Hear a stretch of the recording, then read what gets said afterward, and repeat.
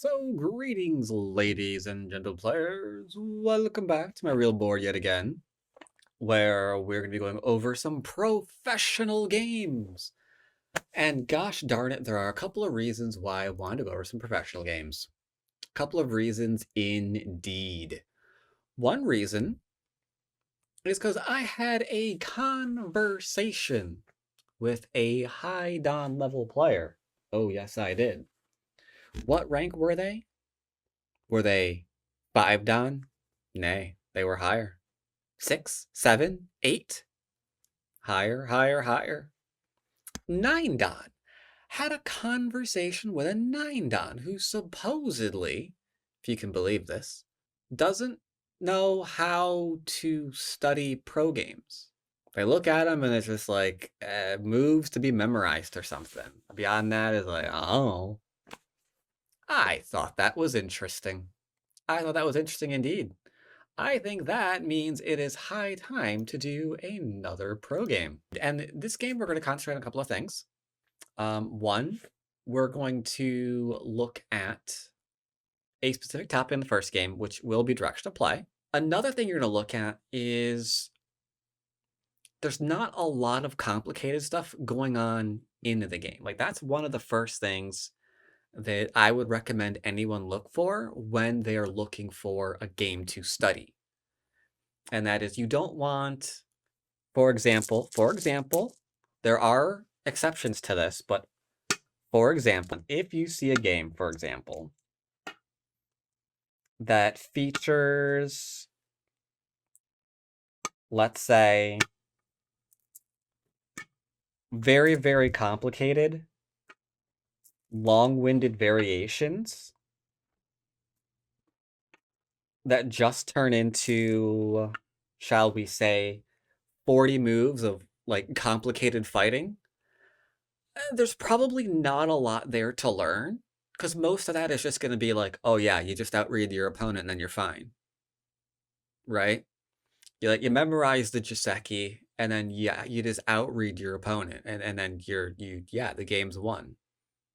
Person who can't read further is the one who wins. And to be fair, if that's the kind of game you want to play, then that's the kind of thing you want to try to set up.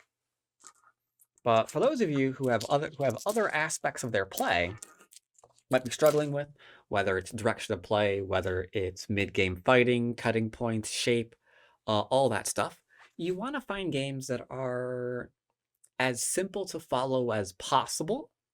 And those games are usually going to be one of a few different things. They could be a game between a like high-ranked player and a low-ranked player. That way there's like a nice rank disparity. So you can see usually one or two principles like really brilliantly on display. Or if it's not a rank disparity game, it could just be a game that went really, really, really well for one player rather than the other. This is a game that falls into one of those two categories. Well, I mean, you can tell 8 Dawn versus 9 Dawn. It doesn't fall into the rank disparity game, but it does fall into a game where one thing just like goes really well for the opponent and not so much for the other player. And you can follow along with that and how one player, I'm going to spoiler to this guy, like how he's picking his moves, and do you have the same ideas when they have Sente? Like, this dude's gonna get some Sente, he's gonna choose to play somewhere. Do you choose to play that same thing, or was it your intention to do something else? And how do these two different ideas differ from each other? So that said, we can jump right into the game. And black, good old 9 Don Professional over here, opens up with a 3-4. White's like, hey, I got me full points. Black says that's okay. I got me 4 points too. Double 4-4 versus 4-4-3-4. Okay. So this is pretty flexible. It could go into territory. It could go into a framework if allowed to. Though, I mean, white San Rinsei is probably not something we're going to be seeing in today's meta, just saying. Blacks, a little bit different. Blacks is stating quite clearly there might be a framework if we approach and draw back, but we don't really see that an awful lot nowadays. So a little bit more territorial, depending on the enclosure. If we go low enclosure, we're doing just mostly strictly territorial play. If we do something high over here, well, that's still open for an invasion. So it's potential territory, but it's more about the wall that we're getting. This even more so. And that somewhere in between. Here we have the one space high, enclose. And white. You know what's coming. You know what's coming, chat. You know what's coming. Oh, yeah. Oh, yeah. Hitting that 3-3. Ain't it nice, chat? Right away, you have to wonder, why 3-3? This is clearly saying, maybe influence is a thing. This will give more influence away. Yeah. I know. It's not my preferred, and this is a very, very complicated variation for reasons that we're going to see in a minute. Because we do have the block towards the wall. Traditional, very nice. I like it. White extends, okay. Black threatens the flying knife, which, again, I'm not the greatest fan, like I just mentioned a minute ago. I'm not a greatest fan of the very, very complicated things, but it's okay because white did not take up black's offer of the very, very complicated things. So we are okay. Just like so. Okay, great. Complicated has now turned back into something that is not complicated. So we are fantastic. Now here is where black first has Sente. Because usually the extending here into this variation is because we want to play away now. White gets to Atari and drop down later, but for now we have Sente. So the question here is, where are we going to play? And to be fair, nowadays there's a lot of places that you could play here. You could do some kind of weird counter 3-3 if you really, really wanted to. You could try to build, or maybe a little bit off center, because you can say these are 4, and then you go 1, 2, 3, 4, and arguably play here or here, depending on where you're more comfortable. Downside of playing only on this side of the board is all of your territory is in one space. It's not bad, but it does carry greater risk. Like, you could play this way to have all of your territory just being in here, but it's usually better to spread out a bit. So black expands. Not really expanding here, because as I mentioned, okay, that was a lesson in physics. So we're not really playing here because white can have the Atari still. So this stone's not going to be connected to this wall. And if this isn't connected to this wall, then that is not an expansion, right?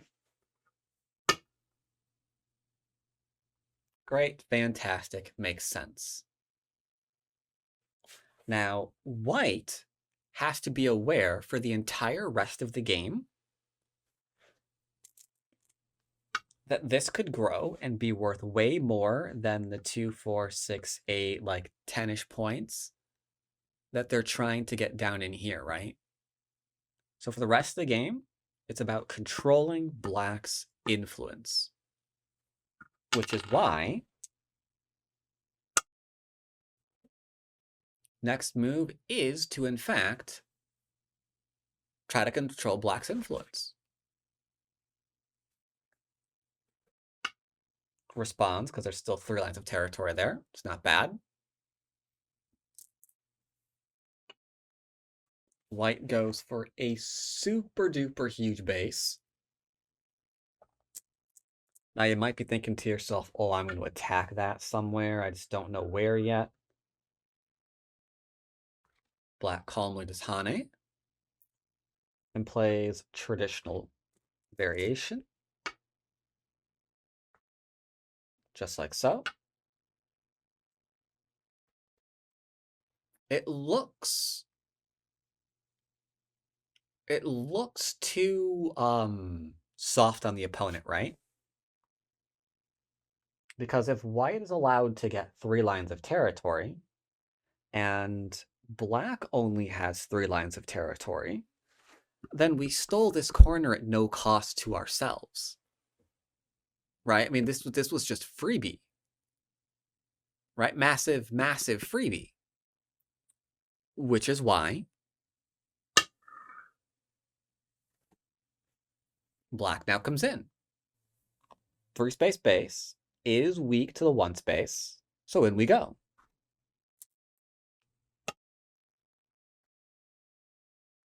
Forcing move, threatening to surround. Responds without touching this 1 stone to make it stronger. If this stone gets stronger, then this stone's going to be getting weaker. So we're done, we're settled, we're good. Underneath we go. There's Aji here still for later. But for now, black follows up. And I like black's follow-up, to be honest. It would be dangerous to continue this fight here, lose Sente, and then white just gets to pick up a big point, despite the fact that so far, white's ignored you, right? White ignored your approach to play here. So we could continue this fight, but we don't know the outcome of it because we can't predict our opponent's moves.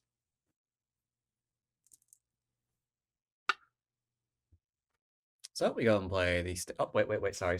Different game. This one actually plays here. Now that one is very, very odd. But when you haven't already got a pincer in place, it's weird to block this way. The AI is actually okay with this because this is still open.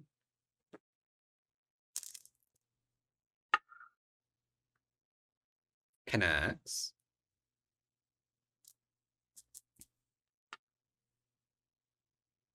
And now if, big if black responds here, then we have Sente again. If white gets Sente here, they're probably going to follow up over here. So since this is settled enough for now, we make sure that we don't lose the Sente, and we get to follow up over here. So right now, this is all about Sente. This is direction of play and knowing who has Sente. Like here, we block to the open side because either white gets Sente to go back and do something big, or white gets Sente to follow up with a big move. So you do have to know your variations here, sadly. So yeah, we go here. Gets cut. Good old Atari under is a good old Atari under. And Atari back.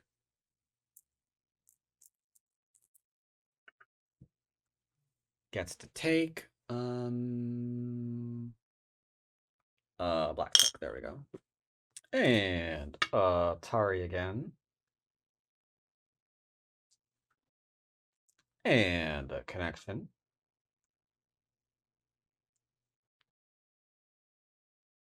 And a defense. Now, once again, black has Sente, has to decide what to do. That's because both players right now are playing simply.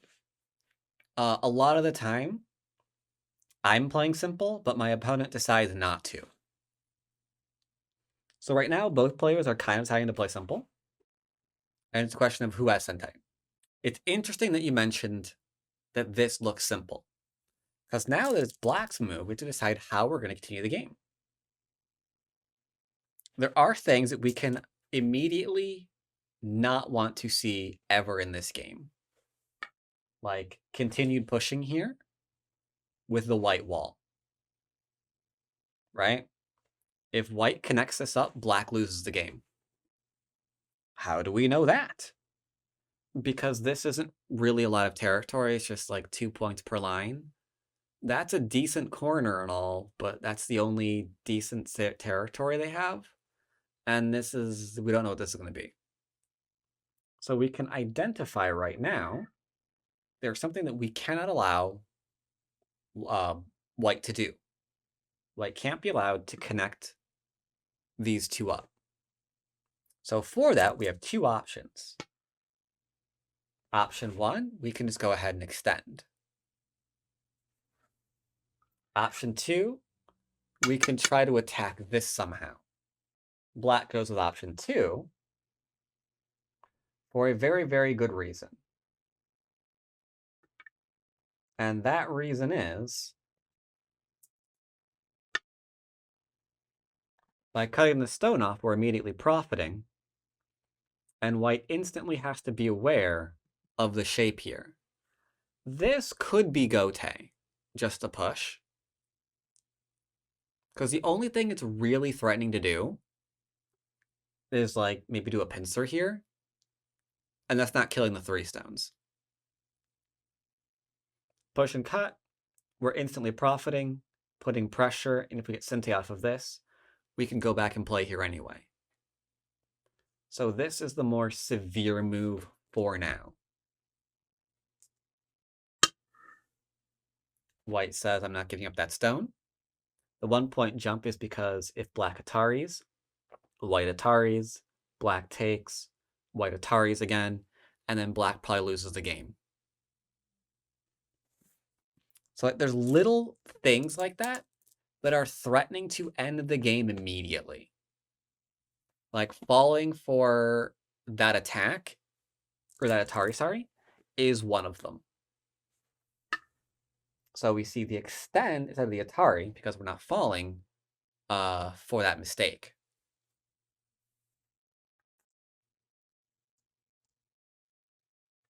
Black connects. The group was not defended. So we ask a lovely little shape question.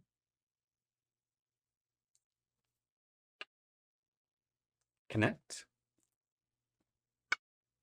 Another shape question.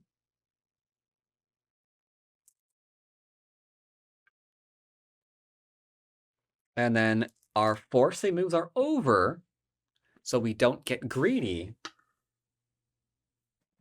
and play a defensive move in the middle.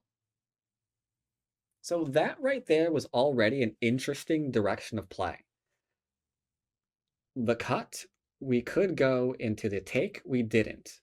We could keep pressuring here across the top, but we're not. Why aren't we? Because a larger wall here isn't going to change the moves that we just played here, right?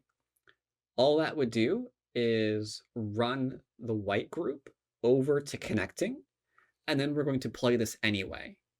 Where right now, extend once, got to do this. This is still in trouble, so this could be huge later on to attack the 3 stones.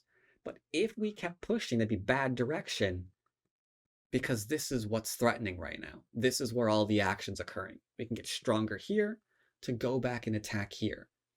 If you made the mistake of continuing to push, like maybe you continue to push and continue to push, something like this, and you completely lose your attack later, that's a big direction mistake, because that is an entire line that we've now lost. And that's maybe the ability to like attack all of that later on.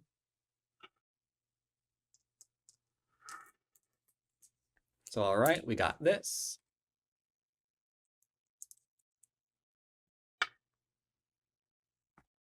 White is choosing to settle. Okay, interesting choice, interesting choice. Still attackable. Hane is fantastic because there's still some shape issues here with the large knight.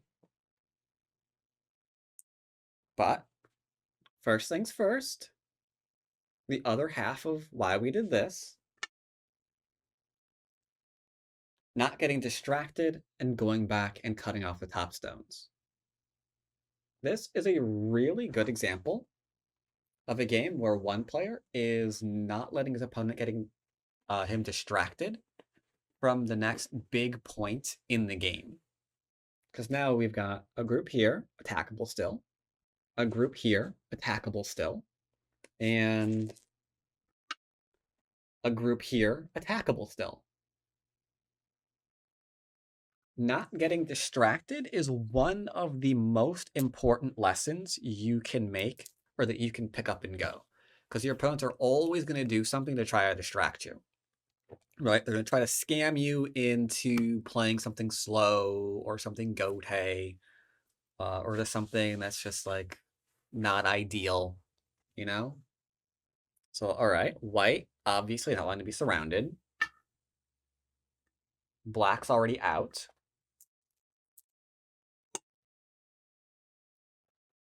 Sector line, surround.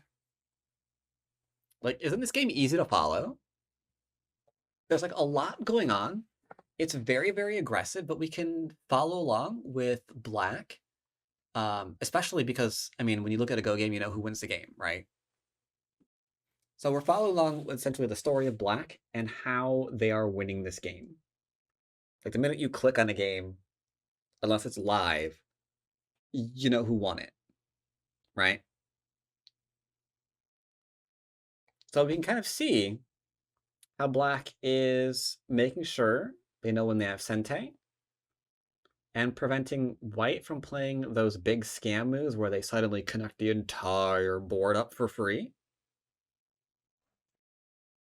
And we kind of keep things separated. White does not play here because he knows that's probably going to be a thing later on if we try. Not right now because obviously boop boop and then boop boop boop. That's not good. But it's a point of failure in white's shape that he does not want to create. Because he is a professional 8-dan. He is not stupid.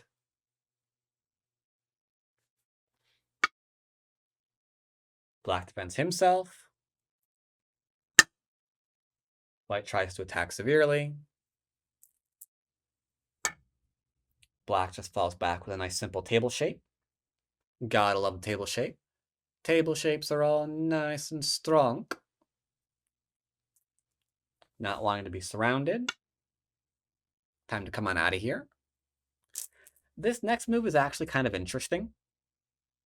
Because you have to keep in mind, when answering, this group needs its connection. Like right now, it's got potentially like coming out here or something. Or like going out here. So if we like play like Bihane and that gets broken, then the drop down's just going to kill these. Here, we're completely solid forever. We gave ourselves more liberties, and we ensured we still have the connection to the inside group.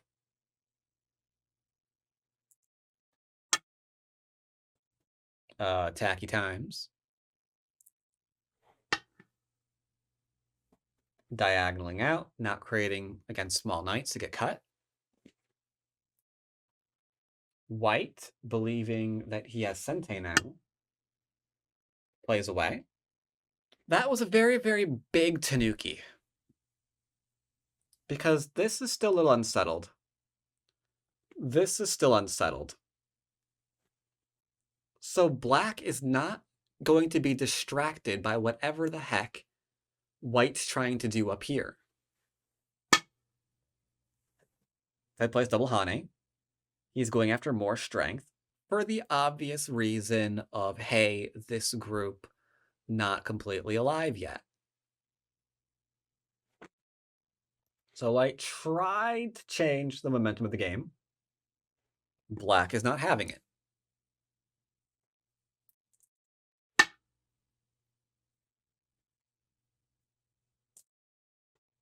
And connects. Try and take all the things. Max greed, man. Max greed. Now we're going to surround again. White's like, I don't want to be dead. So he's getting himself some shape.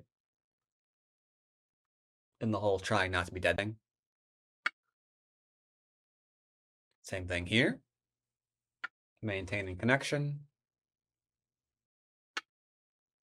And being disconnected.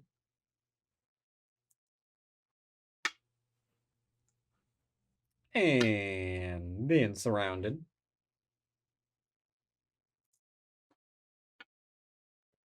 Looks like white is okay. Next move. Who's got it? Anyone have any idea? If you've been keeping track of simple things this game, even a DDK should be able to get in the neighborhood of the next move. All right, so we got ideas for C8. C8 is... Oh, okay, interesting. Or was that C6? I think that was like C6. C6, K7. What's K7? K7 is here. And oh, the push and the cut there. Interesting. I will say the K7 is looking at the right area of the board. That is definitely the right area. But instead, we go for the very, very simple surround. Because if white leans against this area and gives black a solid wall, like that would be huge. Like imagine, for example, this and this being on the board, right? Even if that's alive. At that point, you could like approach, back off. You can play that move, have it go and do whatever in the middle, come on out, and I mean it's just going to be easy. The rest of the game is just going to write itself, right? You're not going to really need any deep reading to figure out your next moves. So white's like, okay, I'm out of here.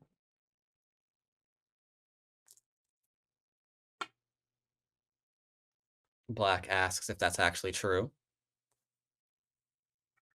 Trying to remain outside because we just saw what happens if he like backs off and then gets surrounded.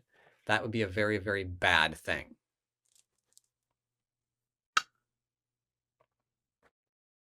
Starting to surround. Tries to make heavy.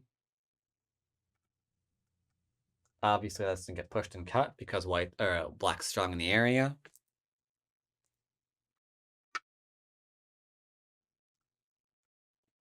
Trying to keep his shape nice and strong.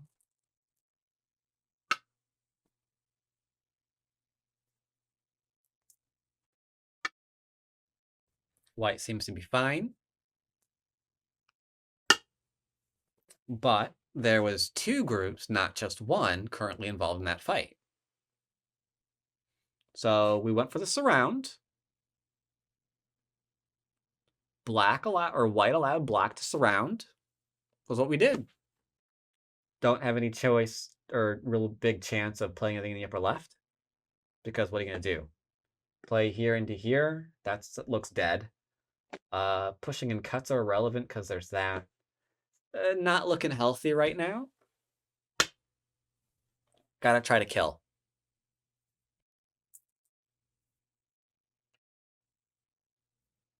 Poke.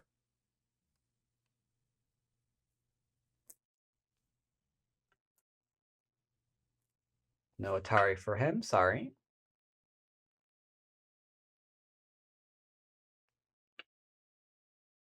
Defend. We can play cool stuff like this later. Don't be surrounded.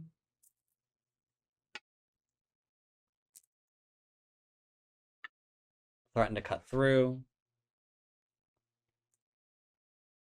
Just getting more really cool shapies.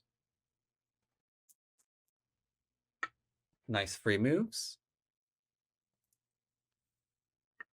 White's going all in.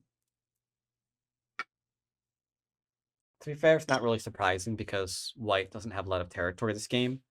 White has the corner that was stolen, and that's about it. Like, that's really it. Like, that's not worth points. That's not worth points. This isn't worth points yet. That looks like it's dead. So, I mean, yeah, you have to go all in, right? It's like, okay, I'm gonna try to just kill this group, I guess. Cut off the middle.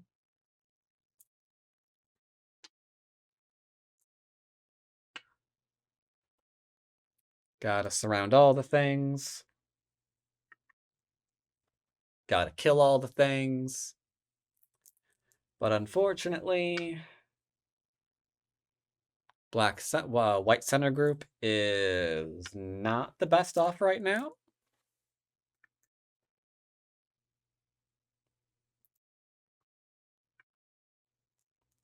And we're seeing those little wonderful forcing moves again. Starting to kill the 2 stones. Gets denied. Looks like an eye. Gotta love that. Getting pushed. We can go ahead and defend that.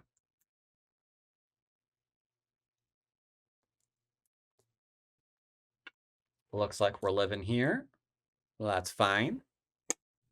We Atari here and not here because this stone has absolutely nothing to do with this group. This would just go and defend itself and we'd surround and kill ourselves. That would be bad. So we play here. White connects. That's now painful because even if we play here at this point, we can Hane and just go ahead and kill that. Looking for another eye somewhere. Totally denied. Trying to find a way to not have that move be played. Easy connection is easy.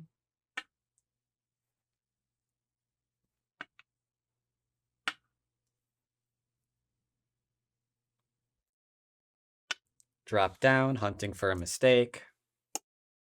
Doesn't get to connect up. Got to Atari. That's fascinating. This into this is still an Atari, though. Haven't really changed it.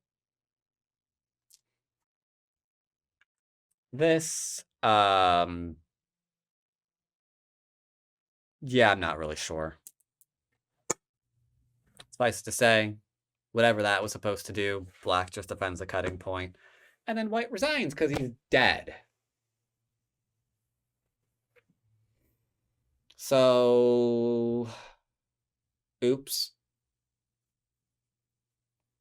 Now the question is, despite the fact that white was horrifically killed this game, did black play anything really complicated? Did black play anything excruciatingly complicated? Not really. Just kept things separated. Where white defended, black profited. And then he was just patient. We had super impatient boy, like stealing corners and ironically trying to remove the influence with the group that wound up dead eventually. Like the influence was too much. Like after that wall was made, immediately tried to deal with the influence, and then from there it was just like the influence just kept shifting. It's like my wall is here. Now my wall is here. Now we're profiting here.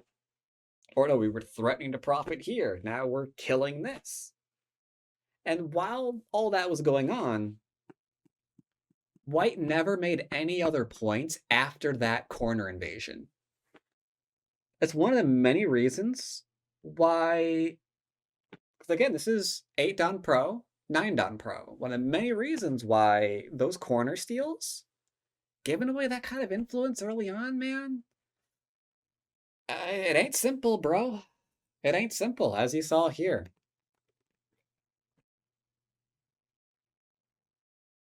What should White have done instead? Um, Needed to defend this shape a little bit better. At the cost of trying to be greedy and play other stuff. You can't afford the Tanukis that you were trying to play. Right? I mean, I get the wanting to, because you haven't made any points since your invasion. Like, you need to get something somewhere. But yeah, it's just, you gave up. It was just too easy. Too easy, too easy, too easy. Anywho, hope you enjoyed this cool fighting direction of play game. These are kind of games I definitely like looking at because they reinforce basic principles. Very, very, very basic principles.